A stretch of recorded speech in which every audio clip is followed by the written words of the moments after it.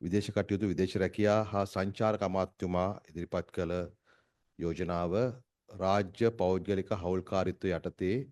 ජල ප්‍රවාහයන් භාවිතා කරමින් සංචාරක හා මගී ප්‍රවාහන කටයුතු ප්‍රවර්ධනය කිරීම කියන මාතෘකාවෙන් ශ්‍රී ලංකාව ජල මූලාශ්‍රයන්ගෙන් හා ජල ප්‍රවාහයන්ගෙන් පෝෂිත දූපත් රටක් වන බැවින් සංචාර කර්මාන්තය දියුණු කිරීම සඳහා මෙන්ම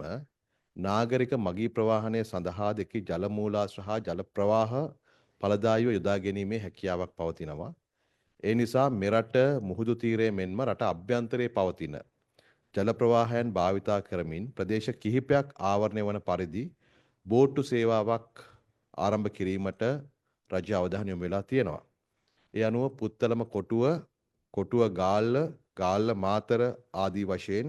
සමුද්‍ර ජල ප්‍රවාහන සේවාවක් ඇති කිරීම සඳහාත් ඊට අවශ්‍ය යටිතල පහසුකම් ඇති කිරීම මගින්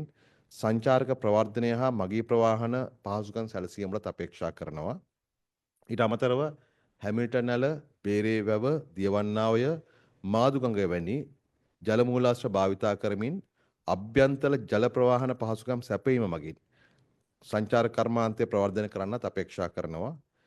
අදාළ ව්‍යාපෘති ක්‍රියාත්මක කිරීම සම්බන්ධයෙන් ශක්්‍යතා අධ්‍යයනයක් සිදු කිරීමටත් එහි ප්‍රතිඵල මත පදනම්ව රාජ්‍ය පෞද්ගලික ඒකාබද්ධ වැඩසටහනක් ලෙස යෝජිත ව්‍යාපෘති ක්‍රියාත්මක කිරීමටත් විදේශ කටයුතු විදේශ රැකියාව සහ සංචාරක ඇමතුමා ඉදිරිපත් කළ යෝජනාවට ඊයේ කැබිනට් මණ්ඩලයේ අනුමැතිය හිමි වුණා. මේ සඳහා නම් කරන ලද අන්තර් අමාත්‍යාංශ කමිටුව සඳහා විදේශ කටයුතු විදේශ රැකියාව සහ සංචාරක අමාත්‍යාංශය, ප්‍රවාහන මහා මාර්ග වරාය සිවිල් ගුවන් සේවා අමාත්‍යාංශය, ශ්‍රී ලංකා නාවික හමුදාව, වෙරළ සංරක්ෂණ සහ වෙරළ සම්පත් කළමනාකරන දෙපාර්තමේන්තුව, ශ්‍රී ලංකා ඉඩම් සංවර්ධන කිරීමේ සංස්ථාව, වෙළඳ නාවික ලේකම් කාර්යාලය, වාරිමාර්ග දෙපාර්තමේන්තුව, ශ්‍රී ලංකා සංචාරක සංවර්ධන අධිකාරිය, ශ්‍රී ලංකා වරාය අධිකාරිය, නාගරික සංවර්ධන අධිකාරිය, කොළඹ මහනගර සභාව සහ සුදුසු පෞද්ගලික ආයතන මෙම ශක්්‍යතා අධ්‍යයනය සිදු කිරීම සඳහා සම්බන්ධ කරගත යුතුයයි කැබිනට් මණ්ඩලය විසින් ඊයේ අනුමත කරනු ලැබුවා.